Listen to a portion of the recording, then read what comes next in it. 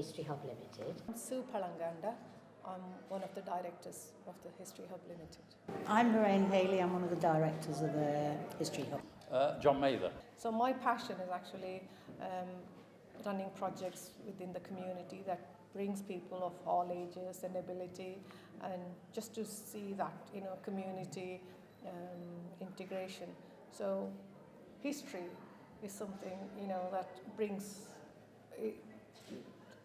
attracts a lot of people for different reasons. Well, one, it's going to be a historical record that people can access, younger generation, my generation even, to look at and see what actually happened in those days, because there's going to be verbal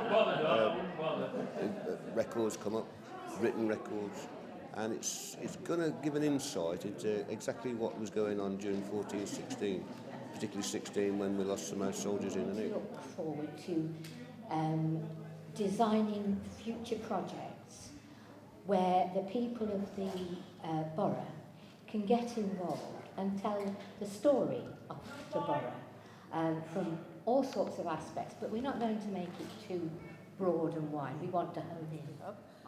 But we are also hoping that we can generate interest in other topics. It could be IT.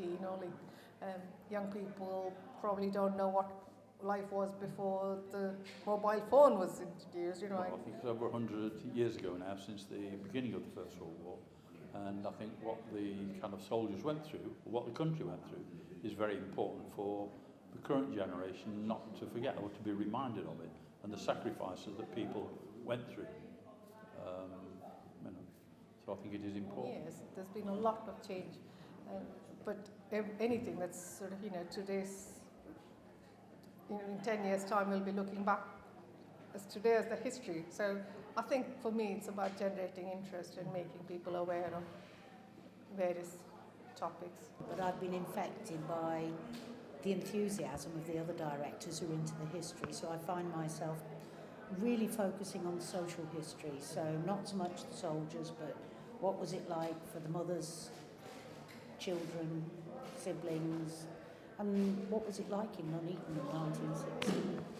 Well, in an ideal world, this project hopefully won't be the one and only or the last one. We want to start this is our kicking off point, if you like. It started off with Diane telling me a bit about her dreams of this project, and then she cunningly took me for a trip over to Warwick Records office, where I actually got holding some old books and looking into the archive, and then my enthusiasm grew, and now I'm really enjoying doing what I'm doing. I look forward to it. My particular brief is to recruit volunteers, get people involved, preserving their own histories. What was their family doing in 1916? I've already had 2 people approach me from tonight, so, for volunteers, and today we're launching, so I'm really optimistic for the future now. I think our uniqueness is that we're not just going to write another boring history book that kids are going to be made to read at school. That there will be a book of some kind.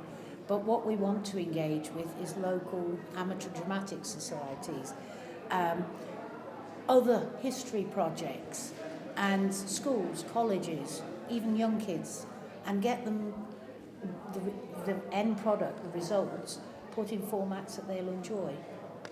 And working with North Warwickshire and Hinckley College, you're capturing that, and just this will be a part of history.